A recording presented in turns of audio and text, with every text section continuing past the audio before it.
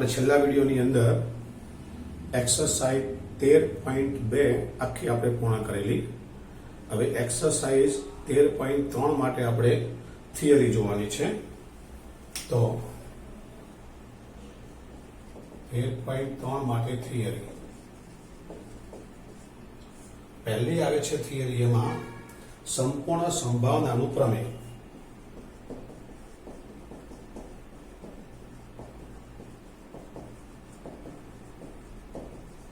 જો સંપૂર્ણ સંભાવનાનું પ્રમેય હું તમને દાખલામાં જે આપણે યુઝ કરવાનું છે ને, આ બધું કે પ્રમેય એવું કે પરીક્ષા નહીં પૂછાય તમારે, પણ દાખલામાં પ્રમેયને કેમ યુઝ કરવું ને એ આપણને આવડતું હોવું જોઈએ.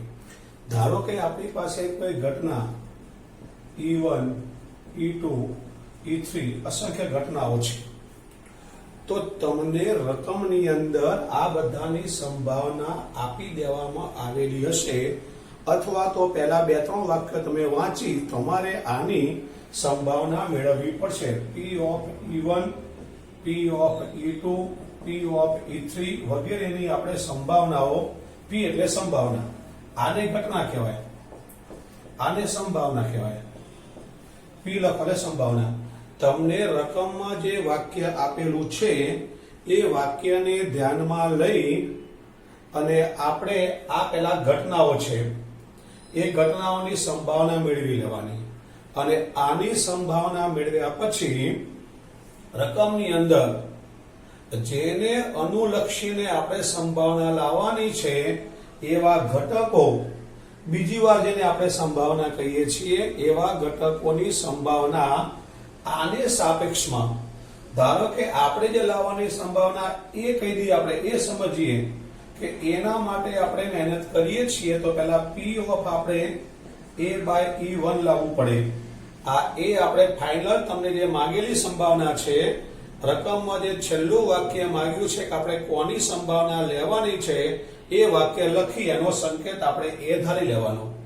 પછી એ જે છે તે આની સાપેક્ષમાં, એને આની સાપેક્ષમાં, એને આની સાપેક્ષમાં, બધાની સાપેક્ષમાં આપણે A/E1, A/E2, A/E3 બધા જ ઘટકો આપણે જેટલા બી અંદર ત્રણ ઘટના હોય તો 3 ના ઘટકો, 4 હોય તો 4 ના, 2 હોય તો 2. 4 તો આપણે ભાગ્ય જ આવશે, આપણે 2 આવશે કાં તો 3 આવશે. તો પહેલી વસ્તુ તમારે રકમમાંથી જે ઘટના આપેલી છે એ ઘટના દરેકની સંભાવના તમારે મેળવી લેવાની. P of E1, P of E2, P of E3.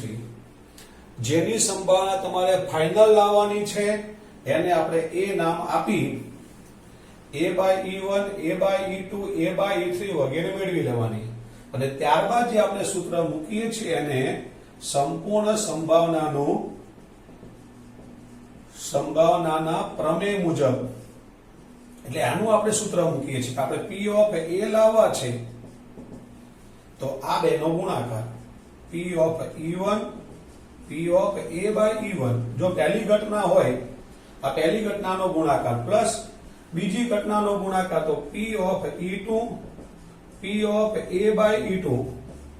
ત્રીજી ઘટના હોય તો P of E3, P of A/E3. આમ જેટલી પણ ઘટનાઓ હોય એટલી આપણે લખવાની. આપણા સિલેબસમાં 2 આવશે કે 3 આવશે, ભાગ્યે 4 આવશે, પણ 4 થી વધારે નથી આપણે. તો આને કહેવાય છે સંપૂર્ણ સંભાવનાનું પ્રમેય. ફરી એકવાર સંપૂર્ણ સંભાવના પ્રમેયમાં આપણે આ કશું યાદ રાખવા નહીં, તમારા દાખલામાં તમને મસ્ત રીતે પાછું શીખવાડીશ. આ તો શરૂઆત છે, તમને ખબર પડવી જોઈએ કે આપણે આ સ્વાધ્યાયમાં શું કરવા જઈ રહ્યા છીએ, આપણને ખબર હોવી જરૂરી છે. તો આ સ્વાધ્યાયમાં આપણે સંપૂર્ણ સંભાવનાનું પ્રમેય લગાવવાનું છે. આનો મતલબ તમને E1, E2, E3 નામની 2-3 ઘટનાઓ આપી છે. એ ઘટનાઓ આપી હોય એને આપણે સંભાવનામાં, એ દરેકની આપણે સંભાવના મેળવી લેવાની. એની સંભાવના મેળવ્યા પછી એને અનુલક્ષીને જે છેલ્લું વાક્ય માંગેલું હોય એ છેલ્લા વાક્ય માટે આપણે દરેકમાં એ આપણે નામ આપી દેવાનું કે ઘટના એ બરાબર એ લોકો જે માંગ્યું હોય તે વાક્ય. પછી A/E1, A/E2, A/E3 જે હોય તે બધાની આપણે સંભાવના મેળવી લેવાની. અને દરેકની સંભાવના મેળવ્યા પછી આપણે પહેલા E1 સાથે A/E1 નો ગુણાકાર, E2 સાથે A/E2 નો ગુણાકાર, E3 હોય તો A/E3 નો વગેરે તમે મૂકી દો અને બધાની વચ્ચે પ્લસ કરો અને P ઓફ A કહેવાય અને સંપૂર્ણ સંભાવનાનું પ્રમેય કહેવામાં આવે છે. હવે આપણે બેઝ પ્રમેય, બીજી થિયરી છે બેઝ પ્રમેય. બેઝ પ્રમેય કેમ મેળવાય છે? તો બેઝ પ્રમેયમાં તો પહેલા તમારે આ રીતે તમને જે મેં કીધું છે એમ પહેલા સંપૂર્ણ સંભાવનાનું પ્રમેય તમારે કમ્પ્લીટલી મેળવી દેવાનું અને છેલ્લો આ ફાઇનલ જવાબ લાવી દેવાનો. બેઝ પ્રમેયનો દાખલો તમે ગણો. આ બેઝ પ્રમેય છે ને, બેઝ નામનો એક ગણિત શાસ્ત્રી હતો.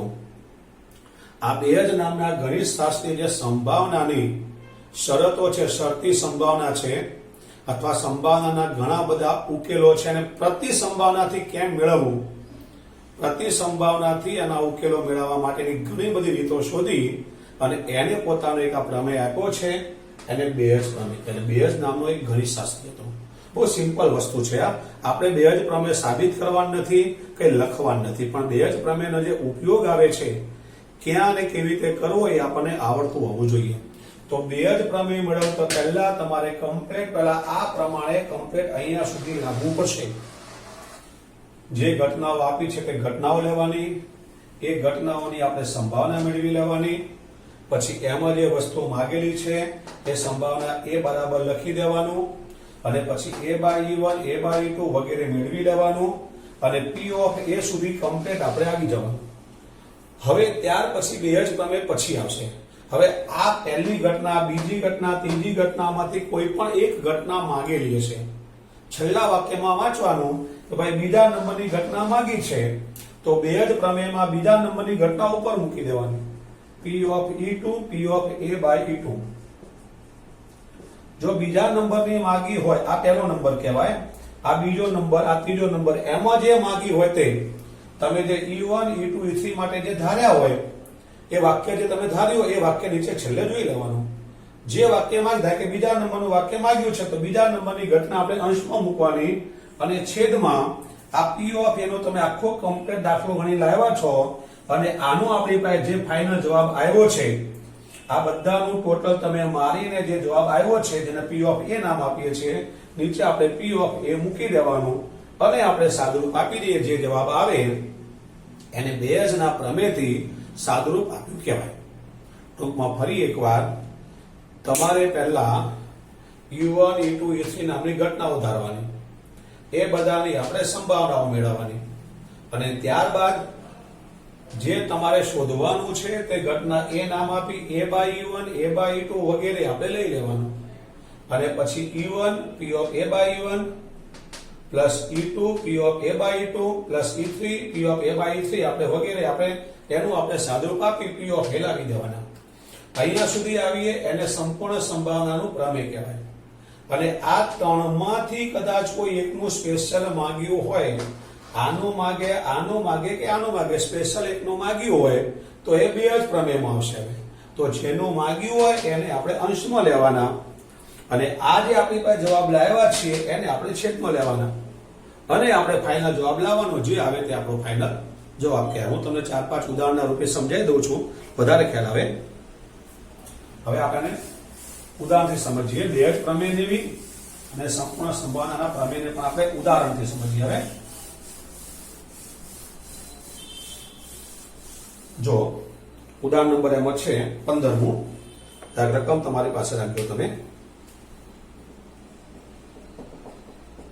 ઉદાહરણ નંબર 15. એક વ્યક્તિએ બાંધકામના નિશ્ચિત કામની બાંયધરી આપેલી છે. કામ દરમિયાન હડતાલ પડશે તેની સંભાવના 0.65. તો આપણે ઘટના E1 લેવાની. E1 કામ દરમિયાન હડતાલ પડશે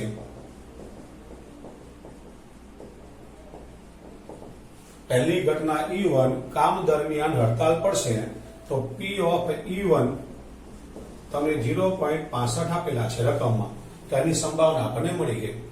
ત્યાર પછી આગળ જો હડતાલ નહીં પડે તો આપણે E2 કામ દરમિયાન હડતાલ ન પડે માટે આનો ડેશ કહેવાય.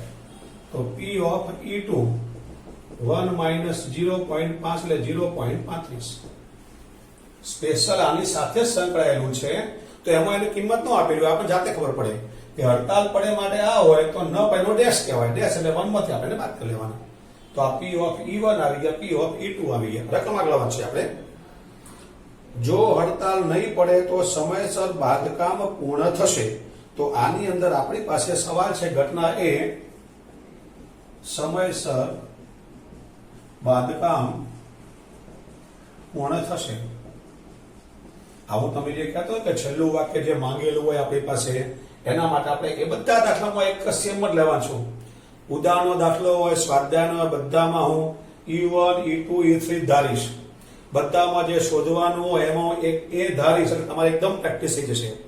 રકમ આગળ. જો હડતાલ નહીં પડે તો સમયસર બાંધકામ પૂર્ણ થવાની સંભાવના 0.80. જો હડતાલ નહીં પડે તો, નહીં પડે એટલે આ P of A by E2, P of A by E1. જો E1 આવે તો E1 માં હડતાલ પડશે આવે અને E2 લેવો તો હડતાલ ન પડે આવે. તો અહીંયા આપણને આપ્યું છે સમયસર હડતાલ નહીં પડે. તો નહીં પડે માટે A by E2 કહેવાય અને તમને A by E2 ની કિંમત આપી છે 0.80. A by E2 ની કિંમત આપી છે 0.80. આગળ. અને જો હડતાલ પડે અને બાંધકામ પૂર્ણ થાય તેની સંભાવના 0.32. હડતાલ પડે માટે 0.32. બસ આટલી વસ્તુ તમારે પહેલા મેળવવાની હોય. પહેલા હડતાલ પડશે એની સંભાવના રકમમાં આપી હતી. હડતાલ નહીં પડે એ આપણે બનાવી દીધી અને પછી A by E1 અને A by E2 આપણે મેળવી લેવાના. E1 એટલે વાક્ય જો હડતાલ પડશે તો હડતાલ પડશે વાળું જે રકમમાં આપ્યું હોય એ અહીંયા મૂકવાનું અને E2 એટલે હડતાલ નહીં પડે તો હડતાલ નહીં પડે જે આપણે અહીંયા મૂકવાનું. હવે આપણો સંપૂર્ણ સંભાવનાનું સૂત્ર P of A તો P of E1 સાથે A by E1, E1 નો સાથે A by E1 અને P of E2 સાથે A by E2. આપણે આની કિંમતો મૂકી દઈએ. P of E1 એટલે 0.65. A by E1 0.32. E2 એટલે 0.35 અને A by E2 0.80. તો આ પ્રમાણે ચારે ચારની આપણે કિંમતો જે આપણી પાસે હતી ચારે કિંમત આપણે મૂકી દેવાનું. હવે કેલ્ક્યુલેટરની મદદથી આપણે આનો ગુણાકાર કરવાનો. હું ગુણાકાર ત્યાં ચોપડીમાં જોઈને લખી નાખું છું. 0.208 છે આનો, તમારે કેલ્ક્યુલેટરથી કરવાનો. 0.280 છે અને આનું ટોટલ સાદું 0.488. બસ આપણો જવાબ આવી ગયો. કઈ રીતે કરવાનું? તો બે જ પ્રમેયની અંદર ને સંપૂર્ણ સંભાવના પ્રમેયમાં આપણે ખાલી આ સૂત્રને યાદ રાખવાનું છે અને આ સૂત્ર માટે તમને ઉપર બધી જ ઘટનાઓ આપેલી હશે એ ઘટનાઓ આપણે ઉપરથી જે રકમ છે રકમમાંથી આપણે બનાવી દઈએ, કિંમત આપણે મૂકી દેવાની. એક વાર ધ્યાનથી જોઈ લો પછી આપણે બીજો ઉદાહરણ એક વાર ધ્યાનથી જોઈ લો. ચલો રેડી? ઉદાહરણ ભાઈ પછીનું જોઈએ.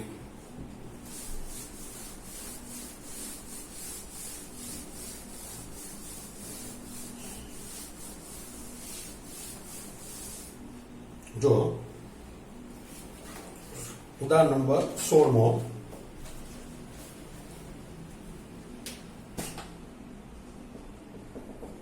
ઉદાહરણ નંબર 16. થેલા 1 માં તો થેલો 1 એમાં 3 લાલ 4 કાળા દડા. થેલા 2 માં 5 લાલ 6 કાળા દડા. કોઈ એક થેલામાંથી યાદચ્છિક રીતે પસંદ કરવામાં આવે તો લાલ રંગનો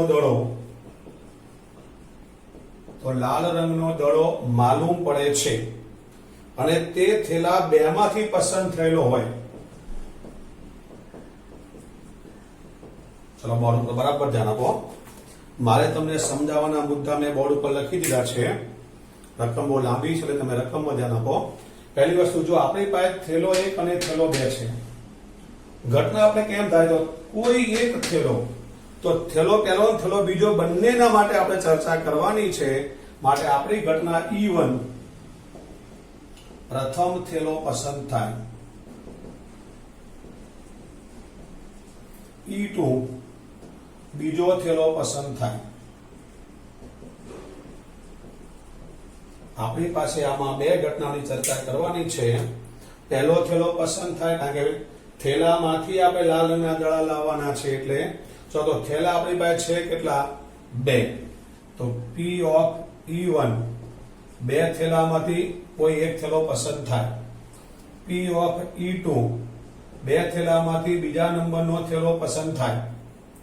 આ પહેલા નંબરનો થેલો, બીજા નંબરનો થેલો, પણ એક જ થેલો. આપણી પાસે ટોટલ બે થેલા છે.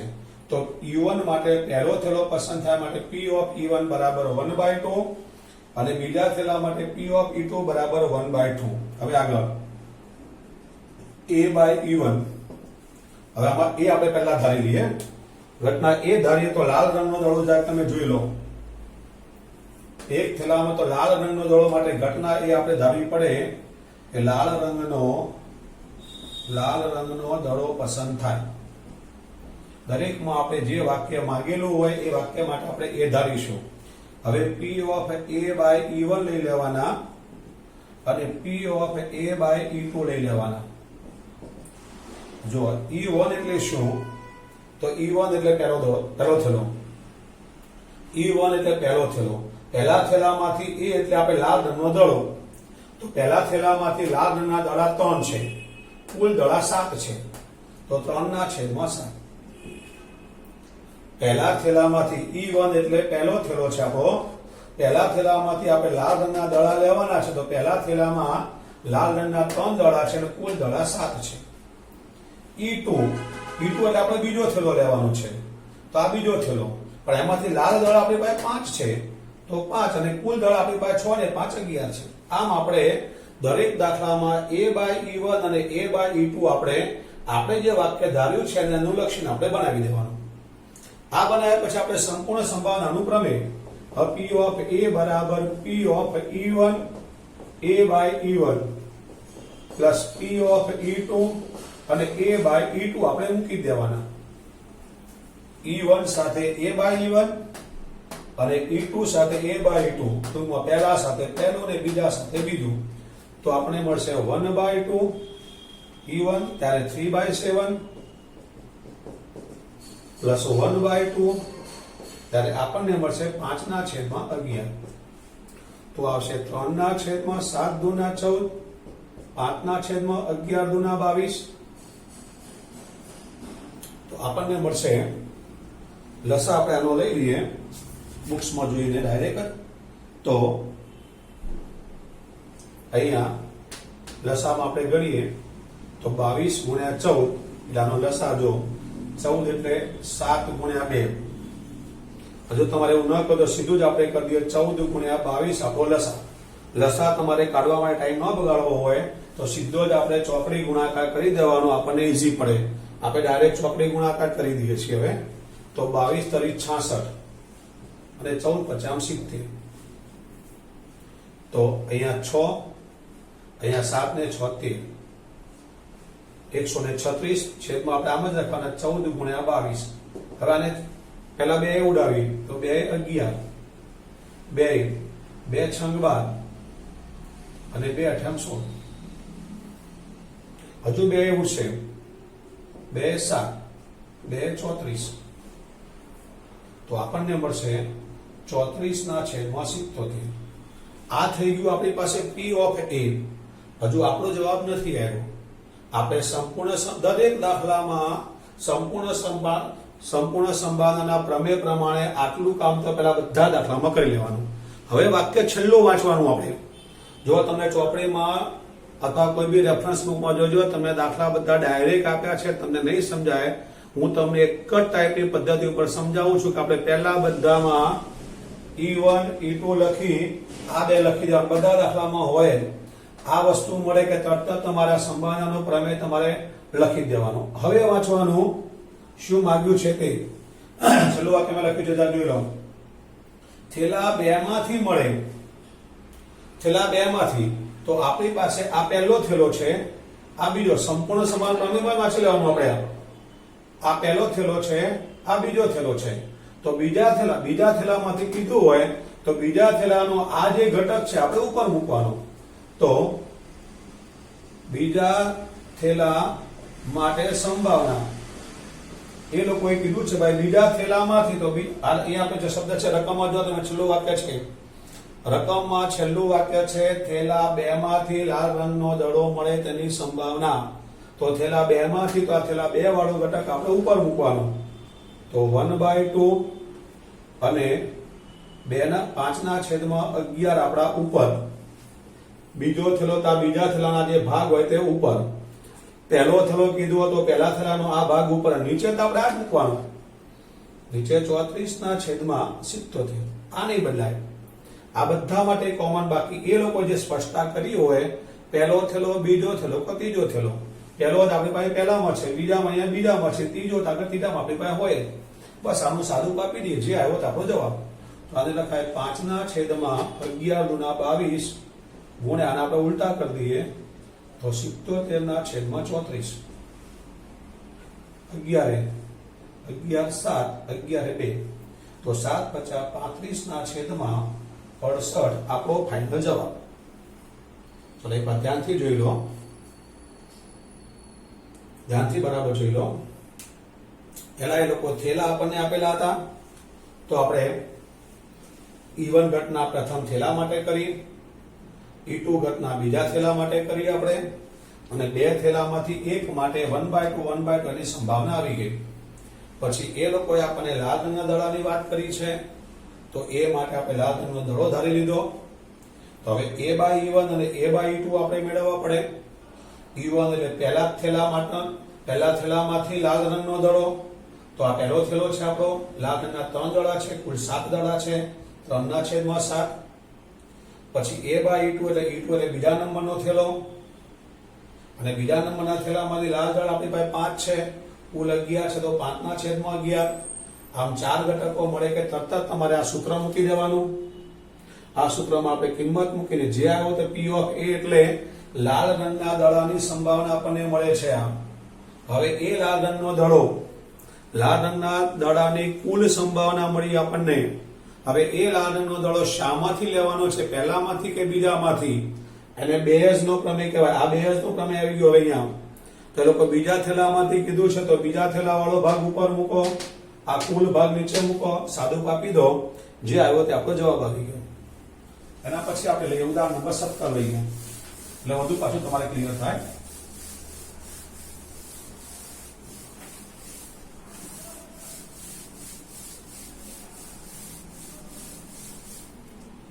જો ઉદાહરણ નંબર 17.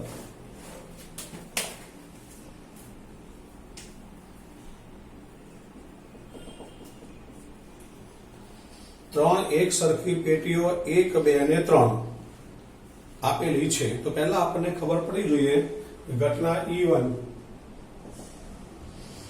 પ્રથમ પેટી પસંદ થાય,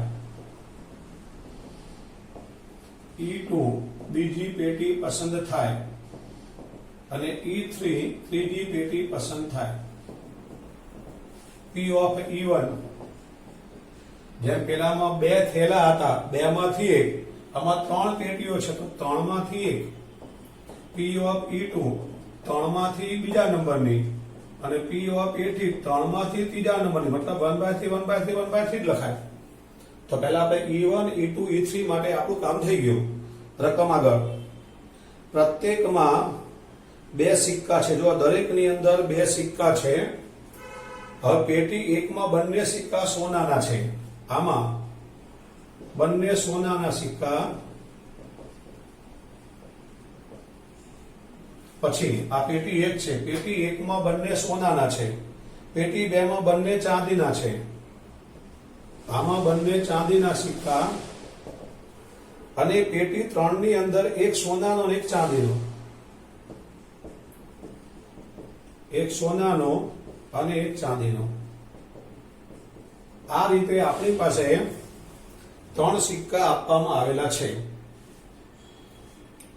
એક વ્યક્તિ યાદચ્છિક રીતે એક પેટી પસંદ કરે છે તો આપણે પેટી પસંદ કરે એની સંભાવના આપણે લખી નાખીએ. પહેલી પેટી થાય તો આ, બીજી પેટીમાં અને ત્રીજી પેટીમાં રકમ આગળ, અને એમાંથી એક સિક્કો બહાર કાઢે છે. હવે એક સિક્કો બહાર કાઢે છે, જો તે સિક્કો સોનાનો હોય તો, એટલે આપણે લાવવાનું છે ઘટના એ માટે. હવે સિક્કો સોનાનો હોય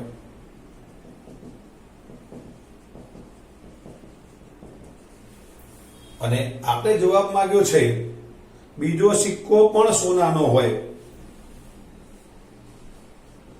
આનો જવાબ લાવવાનો છે, પહેલો સિક્કો તો સોનાનો કીધો જ છે. આપણે ઘટના એ સિક્કો સોનાનો હોય તે લાવવાનું છે, અને ફાઇનલ બેઝના પ્રમેય માટે જે આપણે ઉપર કયું મૂકવું છે એના માટે બી આપણે કીધું છે કે બીજો સિક્કો પણ સોનાનો હોય. તો પહેલા આપણે આની વાત કરી લઈએ.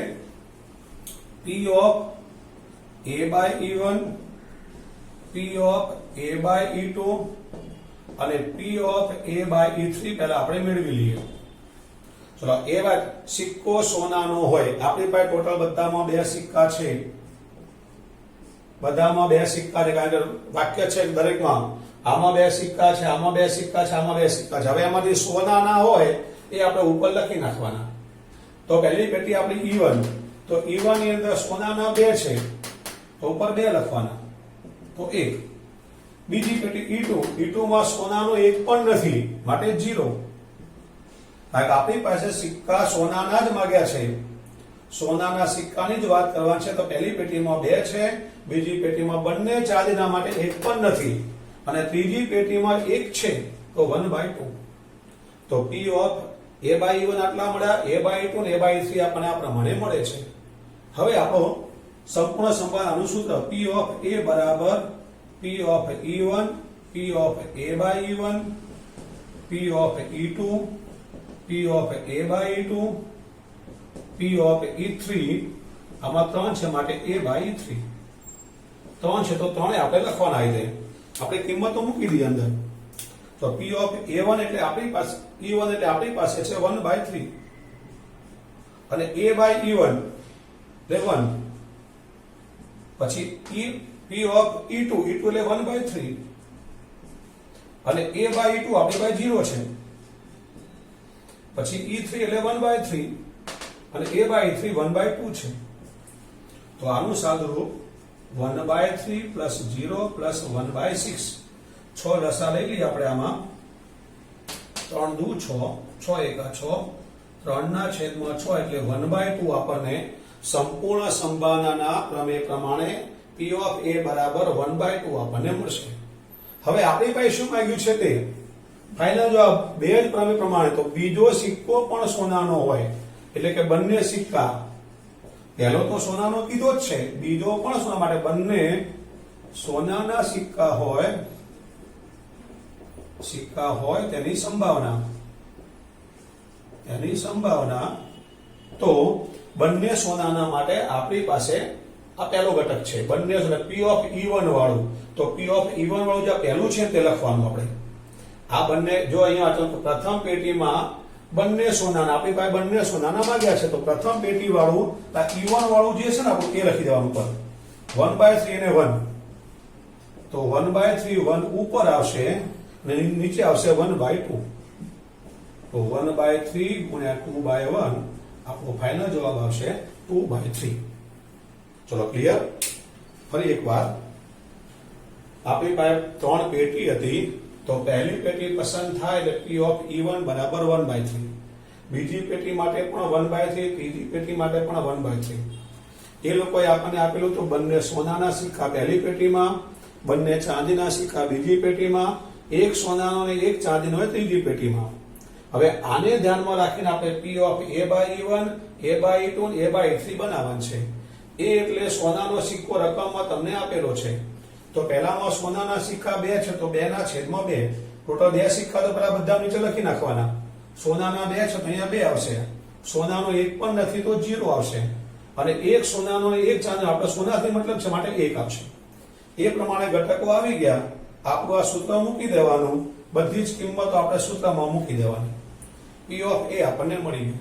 હવે બંને જો સોનાના સિક્કા આપણી પાસે માંગ્યા છે ફાઇનલ જવાબમાં, તો બંને સોનાના સિક્કા વડે આપણી ઘટના E1 છે, તો E1 ના જે ઘટકો છે એને આપણે ઉપર મૂકવાના અને આપણી પાસે જે આ આવ્યો છે તે નીચે મૂકવાનો.